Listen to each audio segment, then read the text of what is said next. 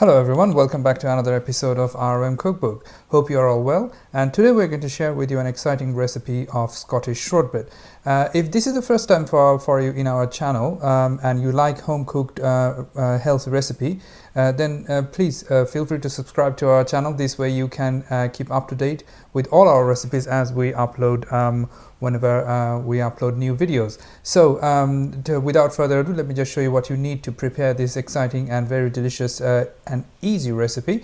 First of all, we are actually putting over here 150 grams of butter. It's just straight from the fridge. We are not actually softening it up. It's just chopped into little cube-sized pieces, and with that we are going to mix around 200 grams of all-purpose flour.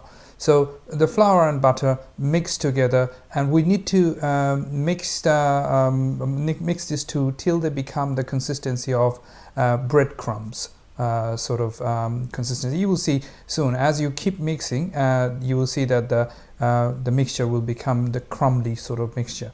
At that point we need to use our hands so that the warmth from the hand make the butter and the flour come together. And mind you, we haven't actually added any sugar, and we are also using the type of butter which is slightly salted butter. So no sugar added at this point. In this recipe we'll be adding the sugar right at the end. So mix the whole thing, just make a dough, and this is the dough. Is basically, this is the type of dough, is basically a perfect shape of dough, because the way we say it's perfect because it doesn't stick to the side of the ball where we are actually making. So taking your baking tin or baking tray, in my case we're just using this tin which is slightly warmed up in the oven is actually running at 150 degrees C for the last 15-20 minutes, and then sprinkle the flour on the base so that the biscuit doesn't get stuck to the bottom as it gets cooked.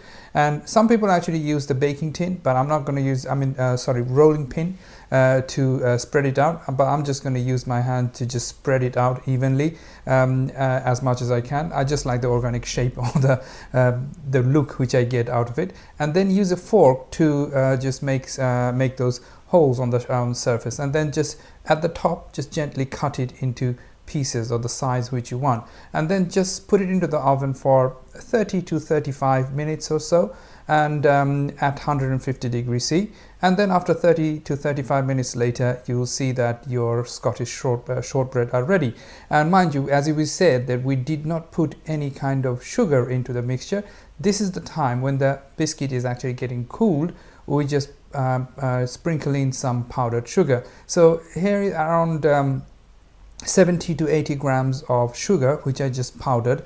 Just sprinkle it on top, and you will see that because the biscuit is so hot and still moist, it will soak in that sugar. So you don't have to mix the sugar into the mixture, you add it at the end, and then just take it out of the baking tin. Before the biscuit gets any cooler, we will just use the knife again to reinforce those cut which we made before baking. So that way it's easier to break away the biscuits into pieces when they're actually cooling down, and just leave it aside for around 10-15 minutes to cool down. And this is how you can make this Scottish shortbread, and it goes very nicely with the homemade coffee. We just freshly roasted beans and just squeeze in that delicious coffee, and it goes even tea, so if you prefer, and try it with tea or coffee. It's extremely delicious. A bit of story about